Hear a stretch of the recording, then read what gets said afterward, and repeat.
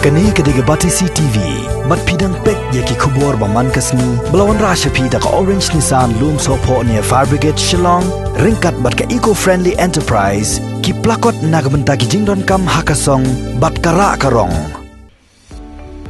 Komisi Bentaban Kener kilat jingrap ciki para nongnya kali kibalai kenduk jing na ka jing pencari jang sorkar ya ka pakang snong ban yada ki pai ba nong snong na ka klam coronavirus ka Umsning Tourist Taxi Association ha ka khandai trek ujemang acara pho kala no senyang di marbam si para nongnya taksi ha ka jing lang kabalong hamadan Umsning yau niu khaw bala jingrap do MLA jang ka Umsning constituency ba Jason Saukmi Maulong ka Umsning Tourist Taxi Association kala la pan sam Syaki hinyo pesan god kinongnya kali.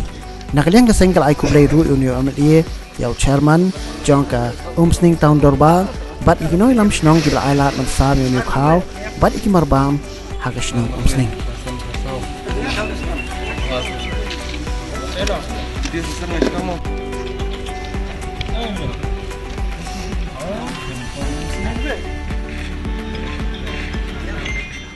Namar baka सरकार ला पुमनाय lockdown mental kumbasa kondusmi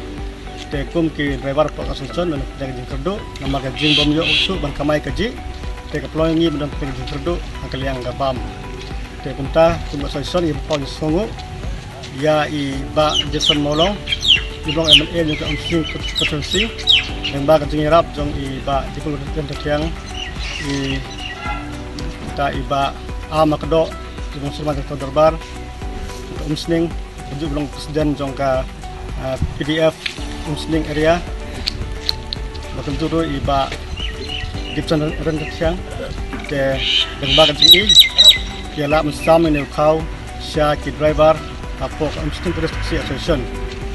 ke kongka association Paisongo iba Jason Molong lembaga jingrap tinggi ya association ke ai ya ke kedurang ya ke baniyo ibu ukai pekia Kuno ila ru kuno ban menyelam ban sisyar ya ka konsensi di Brokaway berkunjuru ya ka jelahi badgrihi Brokaway te nang association kum ka jing I'm simlang tu ribar bro association bangin long di bosar ya lade ni de long di balek koi yang baru bagian but perking ru ke ba ka sarkar klub tha ini banle untuk kecing kata namun ngira like nagani ka Jepang COVID-19